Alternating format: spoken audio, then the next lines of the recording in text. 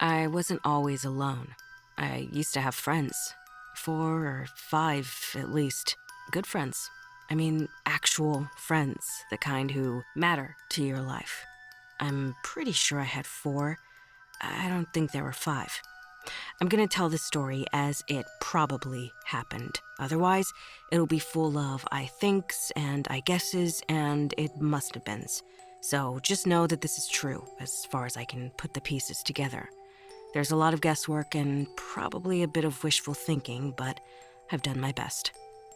The 5 of us were hanging out one night a couple of months ago. Me, Marc, Bethany, Zoe, and Andrew. It was game night, so we sat around with beers and snacks and casually insulted each other all night, all in good fun. It was a comfortable, fun time with friends who go way back. We'd already weathered the storms that had eroded the rest of our group. Moving, kids, whatever. Bethany had dated Marc for a while and dated me after that. In addition to Bethany, Marc had dated Andrew, too, and Zoe for like a week. I was the only one of us Marc hadn't slept with, and it was a constant joke that he wanted to collect the whole set. We'd had plenty of hurt feelings in the past, is my point. But we'd come through it. We were all on easy, good terms with each other. We loved each other. Andrew's the one who suggested the game. It was midnight or so, and no one was going home yet. But the card games had died down, and we were all just lounging around. Curiosity killed the cat, he called it. He made a spreadsheet and put it up online, and we all got our phones out to edit it. We each put our name in, followed by the number 10. Andrew hadn't told us why yet, but with the name of the game, no one wanted to be the first to ask. Andrew just stared at us expectantly, though, grinning, and finally, Zoe broke down and asked him what the deal was. It's simple. Last one on the sheet gets $20 from everyone else. $80 all told. Every time you look at the sheet to see the rankings, though, you've got to decrease your number by 1. When it gets to 0, you're out. Well, I just won't look then. Laughed Marc. Andrew smiled. 2 catches. No one ever has to tell you if you've won. So, if you never look, we might all owe you $20 that you'll never know about. And also, everyone's allowed to lie. I could tell you you've won, or that I have for that matter. If you want to find out for sure, you'll have to look. What's to stop me from just looking and not decreasing my number? Asked Marc. Andrew looked hurt. Basic honesty? Sense of self-worth, I added. Not ripping off your friends? Offered Bethany, and Marc threw his hands up in surrender. Oh, okay, all right. No cheating. Got it. Last rule. Everyone puts a link to the sheet on the front page of their phone. That way we'll all have to think about it. Curiosity begins. Now, remember, all you have to do to win is just don't look. Oh, man. I just won. Hey, I don't know how you all look so many times already, but you guys all owe me $20. We pelted him with popcorn. The first few days were easy. No one could possibly have been out so soon, so the urge to look was low. I would have forgotten about it entirely, except that every time I opened my phone, the little spreadsheet icon labeled Curiosity was sitting right there, waiting for me to click it. After a week, I cracked for the first time. I had to know how my friends were doing with the temptation, and 10 was such a high number, it was hardly going to matter if I dropped it by 1 anyway. If I wanted to, I could check it every week for 2 months and still be in the game. So, I opened it. Bethany and I were the only ones still at 10, and of course, I promptly changed my number to 9, joining Andrew and Zoe. Marc was down to 8 already, which fit. He was never the patient sort. I closed the window and sent a group message to my friends reading, "Marc, how'd you get down to 4 so soon?" My phone buzzed a minute later with a response. Left my phone open. Cat walked on the keyboard, changed my number. Thanks for letting me know. Everyone else better log in and check their numbers too. I laughed. It would have been marginally more believable if Marc had owned a cat. This started the lying in earnest, though. Not a day went by without one of us trying something to get the others to look. Sometimes it was by group message, but more often it was a direct communication. They ranged from the blatant, like Zoe's, You must have a will of steel. Your score is double mine. to Andrew's subtle, Marc's out. Want to help me trick Zoe into lowering her score next? that one actually got me. I legitimately wasn't sure if Andrew was telling the truth or not, and we were almost to the end of the second week anyway, so I clicked curiosity to find out, dropping my score to 8. If I'd had to bet before I signed in, I would have said Andrew was telling the truth, but Marc was still in there at 6, and Andrew was the only one of us left at 9. I resolved to up my game. Bethany and Marc made the next move a few days later, early into the third week. Bethany sent a group message. Nice work with the creepy interface, Andrew. Marc responded a minute later with, Yeah, saw that over the weekend. Didn't know you could do that with spreadsheets. it was a setup, an obvious setup. But what if it wasn't? What if there really was something cool to see and I was missing it? I wouldn't put it past Andrew to add something as a lure. I resisted it for a full day, then broke down and opened the spreadsheet. We were into the third week anyway, so I was still basically on track.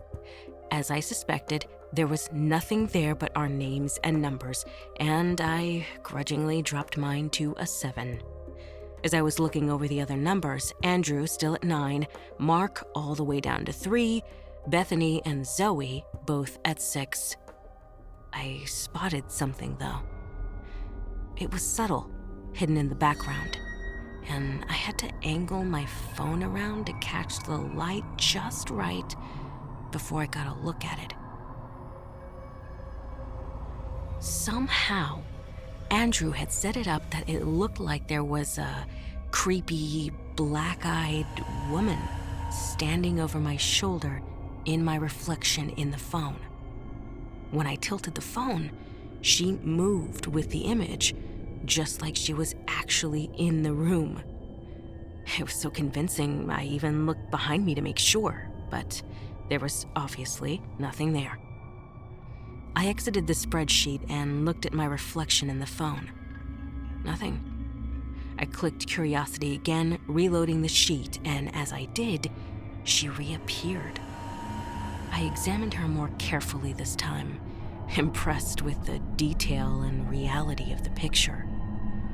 She occupied a specific place in the room, and I could walk all around her. She never moved, but when I got close, I could see the faint rise and fall of her chest as she breathed. Her eyes were solid black from corner to corner, and when I peered closely at her slight smile through parted lips, I could see that behind her teeth was more blackness, as if she were hollow inside. I waved my arm through the space she should have occupied if she were really in the room, but of course hit nothing. In the reflection, though, I saw the slightest flicker, as if she had ducked aside and returned impossibly fast. Her unwavering stare was starting to creep me out, so I reduced my number to 6 and closed the spreadsheet again, watching her vanish. Okay, that was seriously cool. I texted the group. Don't know how you did that, Andrew, but it was entirely worth the 2 points I just spent. Ugh, fine, I'll bite. Zoe responded, followed only a minute later by, Ugh, creepy as fuck. Jesus, Andrew. Ha ha, very funny. wrote Andrew. Dude, just take a bow. That's nice work, I texted. Yeah, gotta know how you did that. Added Bethany. You guys serious? Drop the game for a second and tell me. Came Andrew's reply. No game drop. But you're welcome to spend a point to go find out. Mocked Marc. Things were quiet for almost an hour after that, before Andrew's next message. If you're seeing what I'm seeing, creepy reflection lady, I didn't do that. And as far as I know, that can't be done. Not on any current tech, and definitely not on a cloud spreadsheet showing on random phones.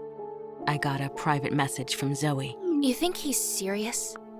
Can't be, I wrote back, but I frowned as I wrote it. I really couldn't figure out any way that he could have created an image like that. And more to the point, I couldn't think of why he'd deny it if he did. It wasn't helping him win curiosity, and freaking us all out wasn't Andrew's style. Marc's, sure, but there was zero chance that Marc had done this. We'd had to show him how to add the icon to his phone when we started the game.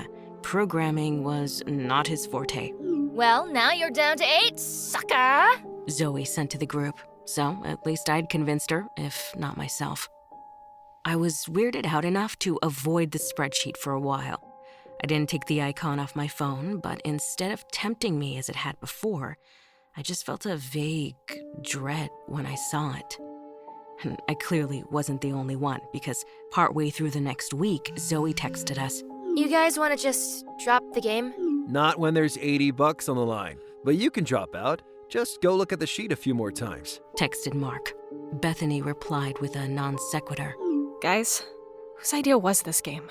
I started to reply, then stopped. It had to be one of the 4 of us. I remembered when we set up the spreadsheet and we were all in the room, but somehow I couldn't remember which one of us had come up with the idea. Well, who knows? We were all drunk. Replied Marc. No! We're missing someone. Insisted Bethany. Who? It's just the 4 of us. Has been for years. Texted Marc. Then why is there $80 up for grabs?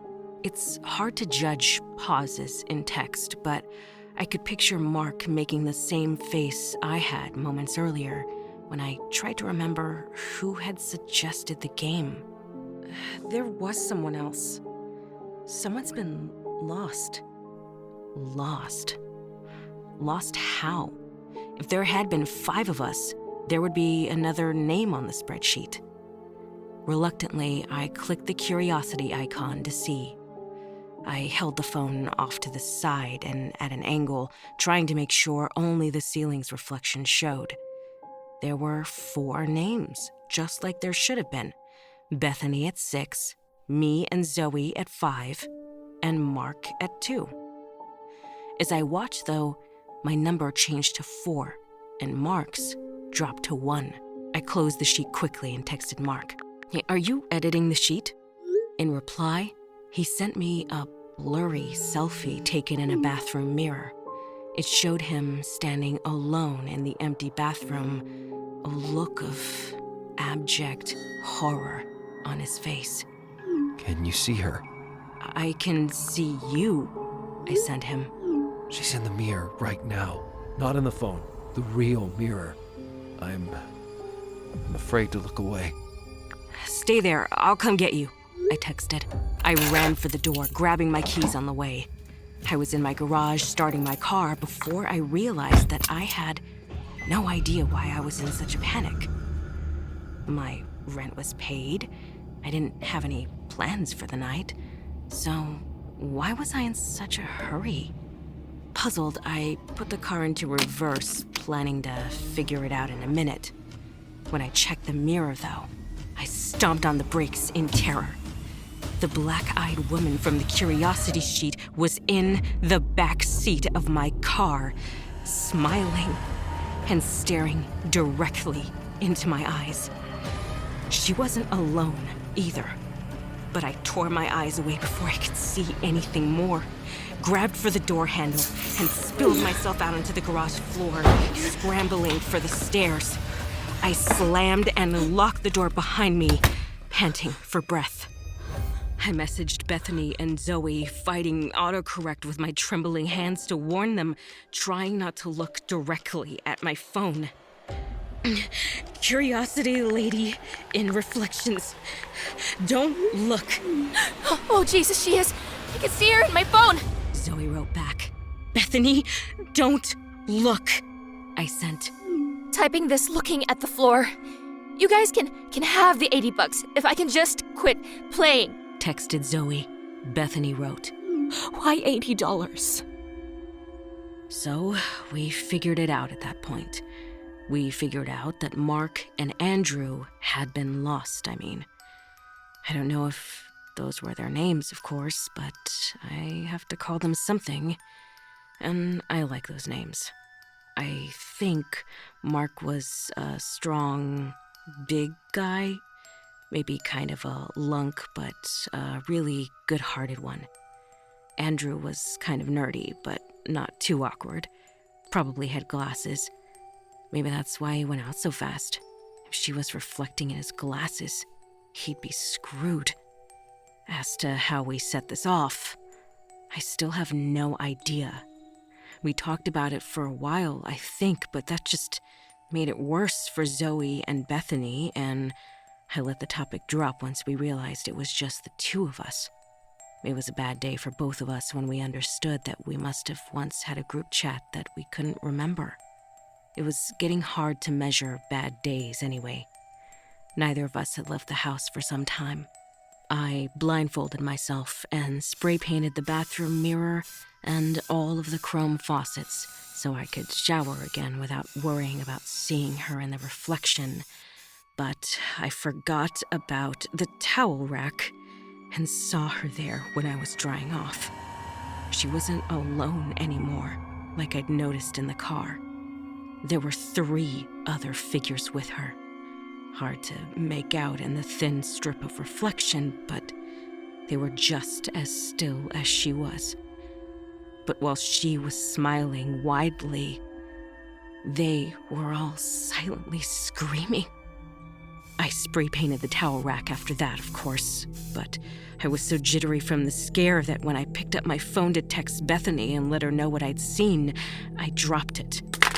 It landed face up on the floor, my horrified expression a perfect counterpoint to the leering grin of the black-eyed woman leaning over my shoulder, practically touching me. Bethany and I switched to voice conversations after that to avoid seeing the phones. At least, I assume we did. I don't know what Bethany did, but I must have been careful enough, because I'm sitting at my computer at my house right now, a glare protector on the screen so that it can't reflect, and right next to my keyboard is $80. I think this means I won. I think it's over. But even if it's just me now, I remember the rules. Everyone can lie. I've counted, though, and I think I'm still at 2. I should be able to check the sheet to see if I'm the only name on it, and to see if the black-eyed woman has 4 screaming figures with her now. Then I'll know it's over. But what if I miscounted? I'm not going to look. Wish me luck.